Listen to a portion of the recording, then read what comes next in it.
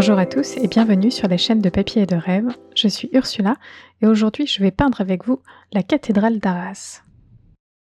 Et comme vous pouvez le voir, je commence cette aquarelle un petit peu différemment de d'habitude.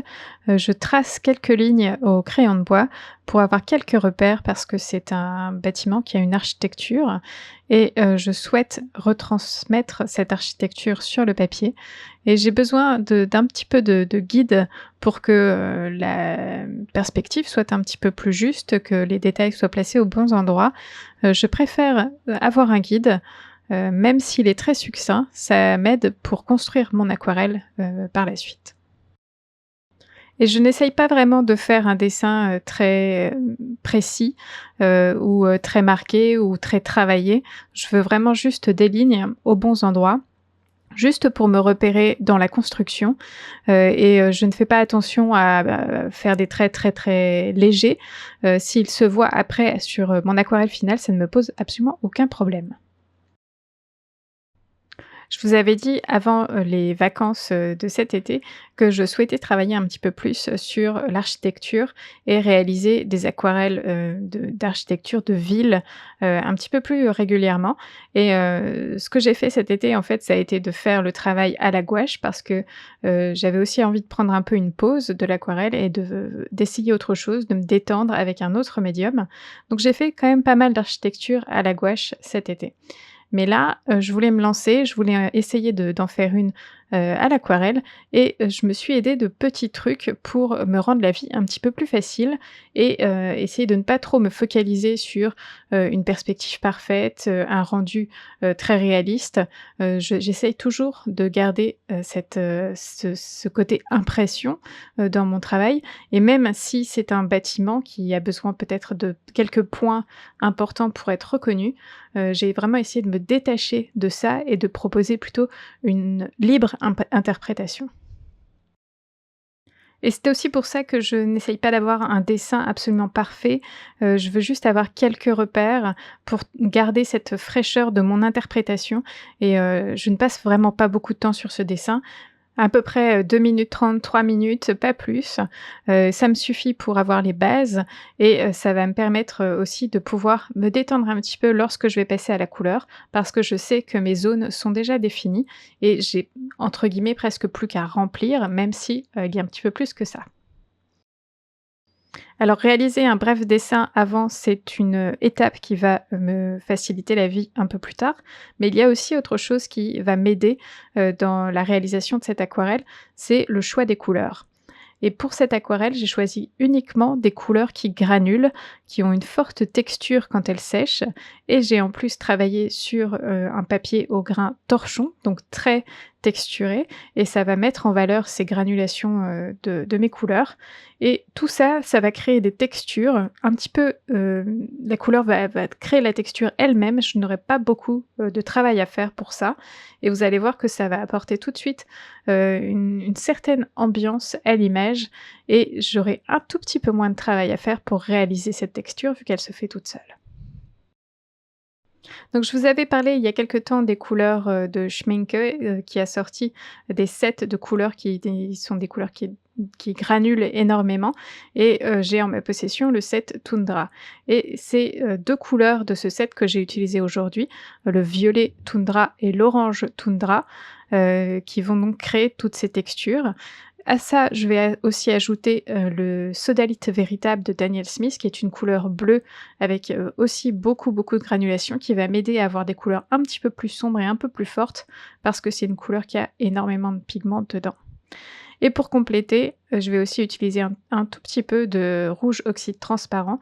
Vous savez que c'est une couleur que j'adore, c'est, une couleur qui granule énormément, qui a un côté, rouge chaud marron, qui est souvent, très utile en fait dans, les paysages et ici donc, dans une peinture d'architecture. Je vais donc commencer cette aquarelle avec juste 2 couleurs, le violet Tundra et l'orange Tundra et je vais placer ces couleurs-là pour créer déjà, une idée des ombres et des lumières. C'est-à-dire que dans toutes les zones, qui sont un petit peu plus lumineuses, qui sont un peu touchées par le soleil, je vais utiliser l'orange toundra, qui a un côté, marron chaud, mais en même temps qui, se sépare avec une certaine teinte de jaune, toujours un peu, dans les tons marrons. C'est vraiment une très, très jolie couleur et le violet toundra, qui a un côté un peu plus froid, je vais l'utiliser dans toutes les zones d'ombre. Et vous pouvez voir déjà qu'il y a quelque chose qui se passe.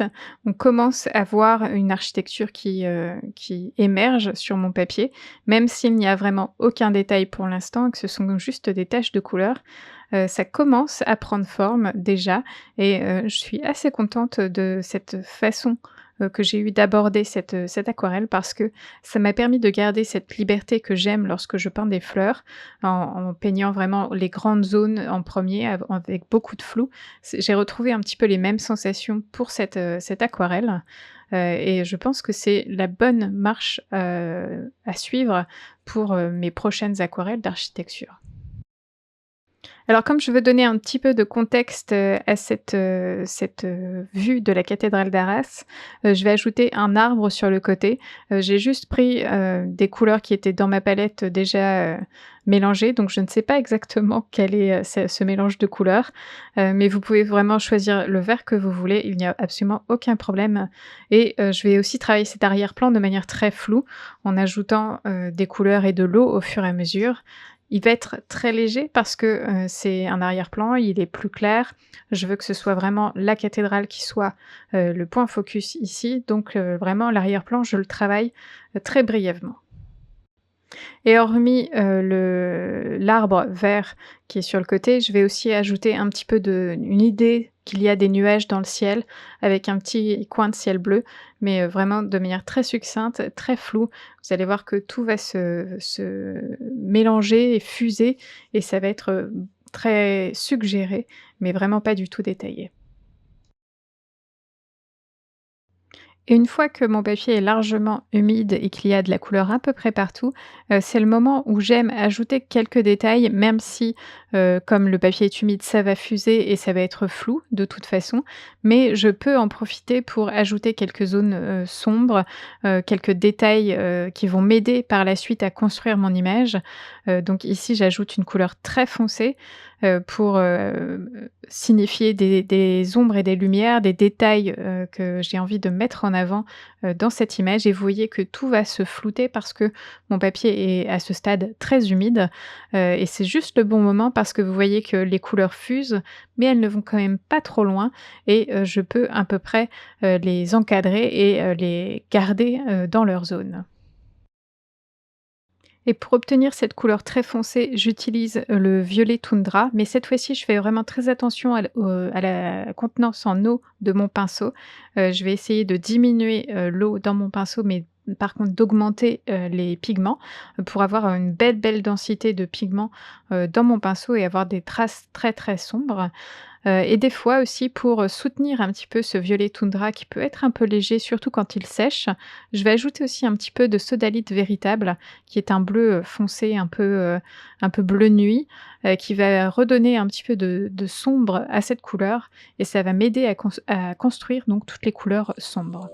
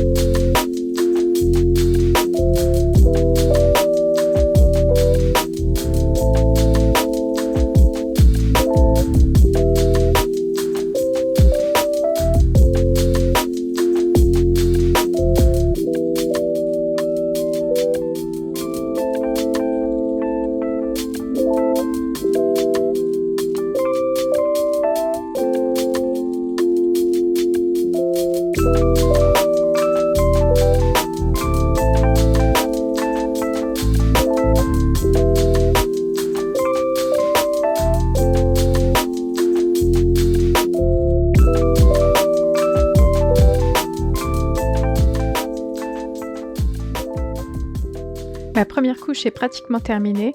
Je suis assez satisfaite du résultat pour l'instant parce que, il y a les bonnes couleurs aux bons endroits. Tout est relativement flou, mais pourtant, cette cathédrale commence à se faire reconnaître sur le papier et donc dans une deuxième couche, je vais ajouter les bons détails aux bons endroits et vous allez voir que cette image va prendre de la vie.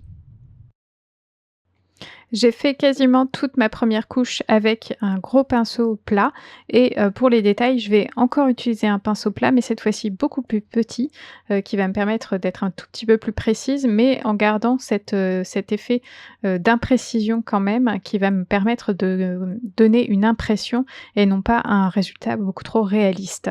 J'aime souvent travailler, les paysages, que ce soit des paysages urbains ou, des paysages, normaux, avec un pinceau, plat parce que ça donne une expression tout de suite, et ça donne de l'intérêt, donc j'aime beaucoup travailler de cette manière-là.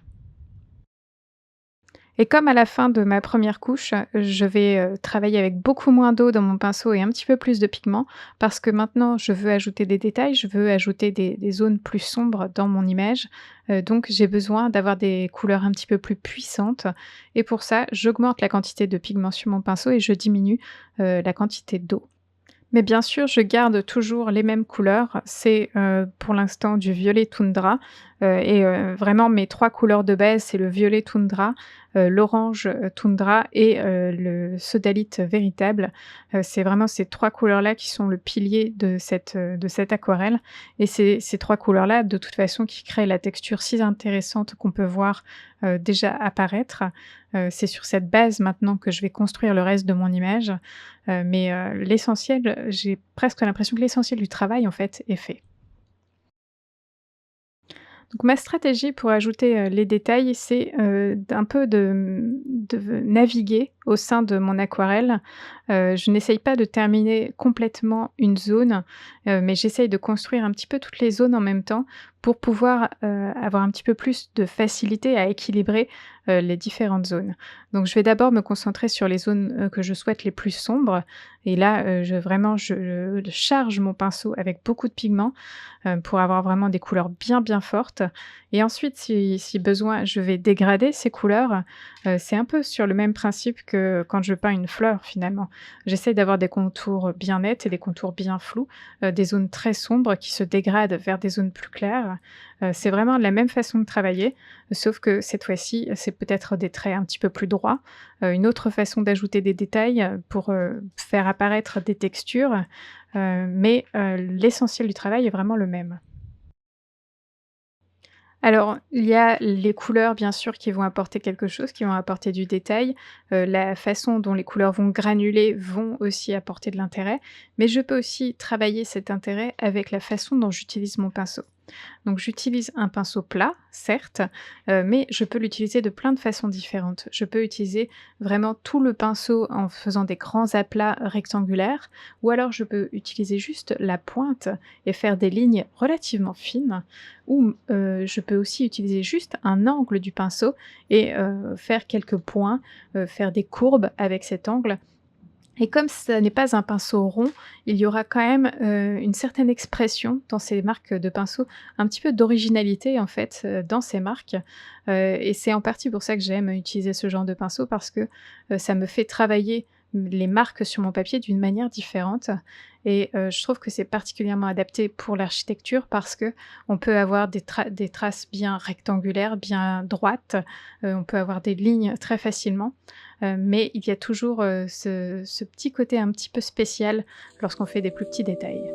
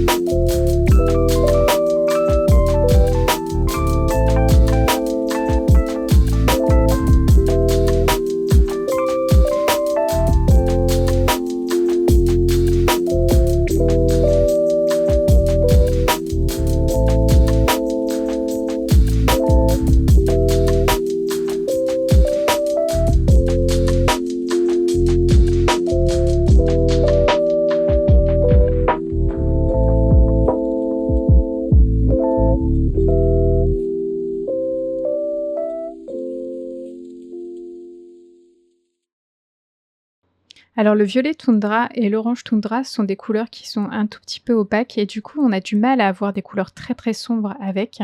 On arrive à avoir un gris assez foncé, mais pas vraiment un noir comme j'ai envie de l'avoir pour les portes de cette cathédrale. Et du coup, je vais utiliser un autre mélange. Je vais utiliser la sodalite véritable qui est un bleu, très sombre, mélangé avec le rouge oxyde transparent qui est donc mon marron chaud qui granule énormément. Et ces 2 couleurs ensemble, c'est vraiment la couleur parfaite pour créer un noir assez équilibré. On peut bien sûr le faire un peu plus froid ou un peu plus chaud au besoin, mais en tout cas, on peut avoir une couleur très, très sombre avec. C'est la couleur que j'ai utilisée pour faire la porte du milieu et les 2 petites portes sur le côté et vous pouvez voir que c'est vraiment une couleur très sombre et qui a vraiment beaucoup d'intérêt parce qu'elle granule et quand on regarde un petit peu de près cette couleur, on voit un petit peu toutes les granulations et je trouve que ça apporte beaucoup. Alors vous voyez que petit à petit, je viens apporter des couleurs de plus en plus sombres à certains endroits et la le relief commence à apparaître. C'est vraiment un travail un petit peu de longue haleine parce que, je prends mon temps réellement pour ajouter de la couleur. Je préfère repasser plusieurs fois sur une même zone, plutôt que d'aller un petit peu trop vite et d'être un petit peu trop foncé. Mais on voit en tout cas les colonnes, de cette cathédrale apparaître petit à petit.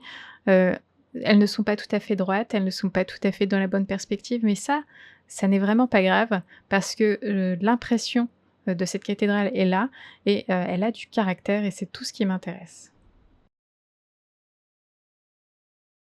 Alors aujourd'hui, j'ai un peu envie de vous parler de composition. C'est quelque chose que je ne fais pas forcément, parce que, j'aime bien plutôt, vous laisser libre là-dessus. Il y a plein, de théories sur la composition, mais, pour moi, le plus important, c'est de faire quelque chose qui nous plaît et de s'amuser avec les compositions. Mais ici, j'ai vraiment choisi de faire ma composition d'une manière un petit peu différente, ou en tout cas de donner vraiment, cette impression de grandeur à la cathédrale et j'ai fait ça en, diminuant énormément la quantité de ciel qu'on voit, sur mon image et en finalement la cathédrale prend vraiment toute la place et j'ai accentué cet effet de grandeur en incluant les escaliers qui sont devant la cathédrale, qui sont immenses, et ça comme les escaliers, en fait, prennent, plus d'un tiers de mon image, ça donne encore plus cette impression de grandeur à la cathédrale. Elle est sur un piédestal et elle prend vraiment toute la place dans mon image. Donc ici, cette composition, elle est, vraiment pensée pour, mettre en valeur cette cathédrale, lui donner vraiment beaucoup d'importance et de stature, en fait, dans mon image. Mais si, par exemple, vous souhaitez, indiquer qu'un objet est vraiment très petit, vous pouvez vraiment faire le contraire. C'est-à-dire que votre objet principal, dans votre aquarelle, sera, assez petit comparé au reste et vous pouvez, par exemple, prendre, un grand, grand ciel au-dessus, qui donnera encore plus cette impression de petit, pour, votre objet central et j'ai fait ça d'ailleurs pour, une aquarelle, de phare, donc un paysage, côtier avec un phare et finalement mon phare est vraiment tout petit et l'accent est mis sur le ciel et c'est le ciel qui va donner cette impression de grandeur du paysage et vraiment du côté minuscule de cette habitation, de ce phare. Et donc manipuler les compositions comme ça peut donner des atmosphères différentes, des effets différents. Vous pouvez donner un effet très paisible en mettant, vraiment un objet central, en ayant une composition extrêmement équilibrée et vous pouvez aussi donner quelque chose de très, très dynamique en décentrant les objets, en mettant des zones très chargées à certains endroits et le reste, vraiment très, libre. Ça va créer du dynamisme, mais c'est à vous de voir, c'est à vous de voir ce que vous voulez faire passer dans cette image, et ça fait partie donc de l'interprétation. Mais revenons, à notre image, du jour, donc à cette cathédrale. J'ai changé de pinceau, j'ai pris un pinceau en forme de dague, qui va me permettre, de faire encore un petit peu plus, quelques détails tout en finesse parce que la pointe est extrêmement fine. C'est peut-être pas le pinceau le plus adapté, pour ce genre de choses parce que, comme les poils sont très longs, on a beaucoup moins de précision avec ce genre de pinceau. Il y a des chances que, le la pointe aille dans une direction que l'on ne souhaite pas. C'est généralement ce que je recherche quand je fais, des aquarelles de nature, des fleurs, mais ici, je veux un petit peu plus de précision et j'aurais pu prendre un autre pinceau, mais c'est vrai que je suis très habituée à ce pinceau-là et du coup, par habitude, je l'ai choisi et ça ne m'a pas posé de problème finalement. Donc je me sers de ce pinceau pour, créer une texture, sur cette partie de la cathédrale. Il y a comme une frise sculptée, et je n'ai pas envie du tout de refaire chaque sculpture parce que ce n'est pas quelque chose qui m'intéresse. Je veux plus, un travail un petit peu plus, dans le vif, et du coup je crée cette texture juste, en gribouillant un petit peu cette zone, en lui donnant un côté, très aléatoire, un côté un petit peu rugueux en fait, et je vais dégrader vers le bas, cette couleur et ça va tout de suite apporter une texture intéressante. On se rend compte qu'il y a quelque chose à cet endroit-là. On ne sait pas forcément dire exactement ce que c'est, mais c'est suffisant.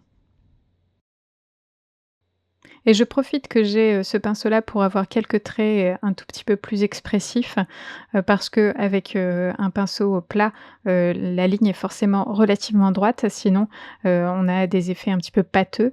Mais là, je peux avoir des traits fins avec, un tout petit peu plus de nervosité dedans. Donc je profite, de ce pinceau-là pour avoir, ces quelques petits détails un peu plus nerveux qui vont ajouter peut-être, un petit peu plus de dynamisme, dans mon image.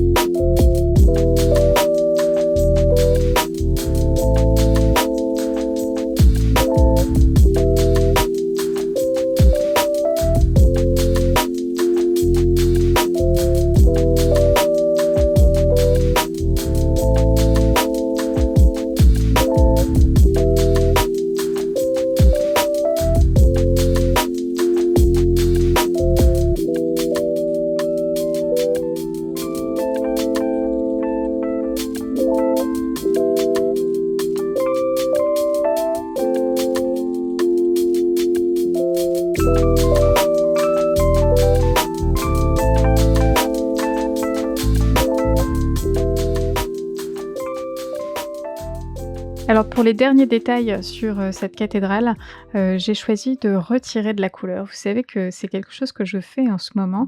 Je peins et ensuite je viens retirer à certains endroits de la couleur pour, récupérer un petit peu de clair, dans certaines zones un peu plus sombres. Et pour ça, j'utilise un pinceau, synthétique toujours, mais un tout petit peu plus raide, que les pinceaux aquarelles. C'est un pinceau que j'utilise pour la gouache, et cette fois-ci, j'ai choisi un pinceau, qui a un angle en fait. C'est un pinceau plat, mais coupé en angle, qui est légèrement plus fin que l'autre que j'utilise habituellement et ça me permet d'avoir des traces peut-être un tout petit peu plus précises, et en tout cas, c'est pour ça que je l'ai choisi. Donc lorsque je cherche à retirer de la couleur, je vais humidifier la zone, frotter délicatement avec mon pinceau avec ses poils un tout petit peu plus raides qui va réactiver la couleur, posée sur le papier et ensuite je n'ai plus qu'à absorber avec, un bout d'essuie-tout et vous allez voir que donc cette couleur, se retire et on retrouve un petit peu plus de clair dans certaines zones foncées.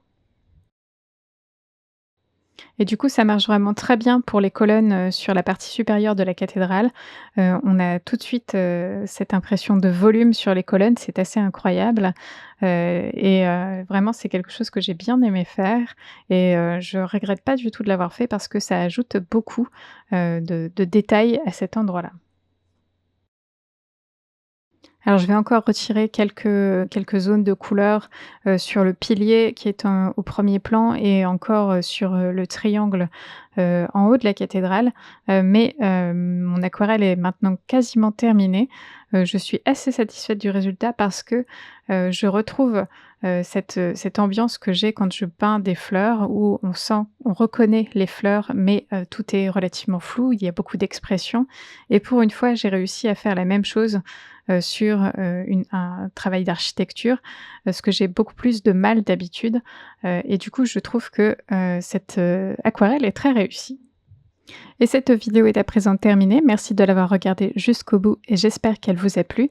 N'hésitez pas à aller jeter un coup d'œil sur le blog pour plus d'informations sur cette image. Et bien sûr, dites-moi ce que vous en pensez dans les commentaires. À bientôt.